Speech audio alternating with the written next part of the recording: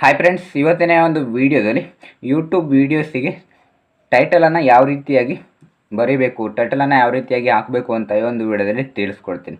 ವಿಡಿಯೋನ ಸ್ಟಾರ್ಟ್ ಮಾಡೋಣ. ನೀವು ನೋಡ್ತಾ ಇರೋದು ಮಂಗು ಯೂಟ್ಯೂಬ್ ಚಾನಲ್. ನೀವೇನಾದರೂ ಫಸ್ಟ್ ಟೈಮ್ ನೋಡ್ತಾ ಇದ್ದರೆ ಸಬ್ಸ್ಕ್ರೈಬ್ ಮಾಡ್ಕೊಳ್ಳಿ, ಪಕ್ಕದಲ್ಲಿ ಬೆಲ್ ಬಟನ್ ಇರುತ್ತೆ, ಆಲನ್ನು ಸೆಲೆಕ್ಟ್ ಮಾಡ್ಕೊಳ್ಳಿ.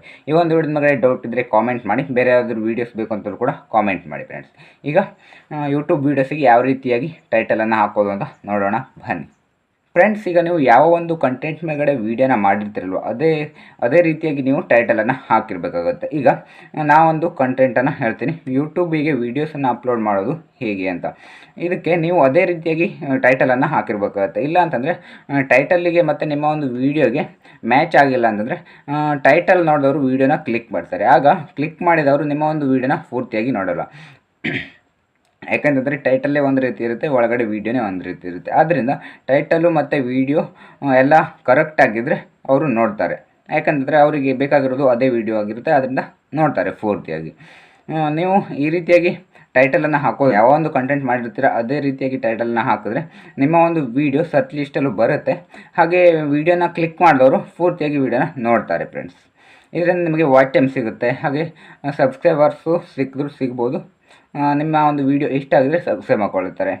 ಇದರಿಂದ ನೀವು ಆದ್ದರಿಂದ ಯಾರೆಲ್ಲ ಟೈಟಲನ್ನು ಸರಿಯಾಗಿ ಹಾಕ್ತಿಲ್ಲಲ್ವ, ಎಲ್ಲರೂ ಕೂಡ ಟೈಟಲನ್ನು ಕರೆಕ್ಟಾಗಿ ಹಾಕಿ. ಇದರಿಂದ ನಿಮ್ಮ ಒಂದು ವೀಡಿಯೋ ರೀಚ್ ಆಗುತ್ತೆ ಚೆನ್ನಾಗಿ ಫ್ರೆಂಡ್ಸ್. ಹಾಗೆ ನೀವು ಟೈಟಲನ್ನು ಪೂರ್ತಿಯಾಗಿ ಹಾಕಬೇಕಾಗುತ್ತೆ. 100 ವರ್ಡ್ಸನ್ನು ನೀವು ಟೈಟಲಲ್ಲಿ ಬರಿಬೋದು.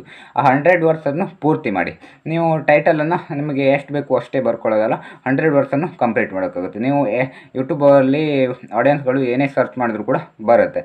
ನೀವು ಯಾವ ರೀತಿಯಾಗಿ ಟೈಟಲನ್ನು ಹಾಕಿರ್ತೀರ ಅದೇ ರೀತಿಯಾಗಿ ನಿಮಗೆ ವ್ಯೂಸ್ ರಿಸಲ್ಟ್ ಬರುತ್ತೆ ಫ್ರೆಂಡ್ಸ್. ಅದರಿಂದ ಕರೆಕ್ಟಾಗಿ ಟೈಟಲನ್ನು ಹಾಕಿ. ಇನ್ಮೇಲೆ ನೀವು ಯಾವ ಒಂದು ಕಂಟೆಂಟ್ ಮೇಲೆ ವೀಡಿಯೋನ ಮಾಡಿರ್ತೀರಲ್ವ ಆ ಒಂದು ಕಂಟೆಂಟನ್ನು ಯೂಟ್ಯೂಬಲ್ಲಿ ಸರ್ಚ್ ಮಾಡಿ. ಆವಾಗ ಕೆಳಗಡೆ ನಿಮಗೆ ಈ ಯೂಟ್ಯೂಬಲ್ಲಿ ಆಡಿಯನ್ಸ್ಗಳು ವ್ಯೂವರ್ಸ್ ಯಾವ ರೀತಿಯಾಗಿ ಸರ್ಚ್ ಮಾಡ್ತಾರೆ ಅಂತ ನಿಮಗೆ ಕಾಣಿಸಿದ ನೀವು ಕೆಳಗಡೆ ಬಂದಿರುತ್ತೆ ಯಾವ ರೀತಿ ಸರ್ಚ್ ಮಾಡ್ತಾರೆ. ಆ ಒಂದು ಸರ್ಚ್ ಲಿಸ್ಟಲ್ಲಿ ಬಂದಿರುವಂತಹ ಸೆಂಟೆನ್ಸನ್ನು ತಗೊಂಬಂದು ನೀವು ಇಲ್ಲಿ ಟೈಟಲಿಗೆ ಹಾಕ್ಬೋದು.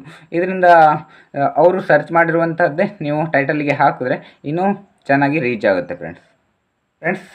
ಇದಿಷ್ಟು ಇವತ್ತಿನ ಒಂದು ವಿಡಿಯೋ. ಇಲ್ಲಿಗೆ ಒಂದು ವಿಡಿಯೋನ ಮುಗಿಸ್ತಾ ಇದ್ದೀನಿ. ಮುಂದಿನ ವಿಡಿಯೋ ಎಲ್ಲರೂ ಕೂಡ ಸಿಗೋಣ. ಎಲ್ಲರೂ ಕೂಡ ಬಾಯ್.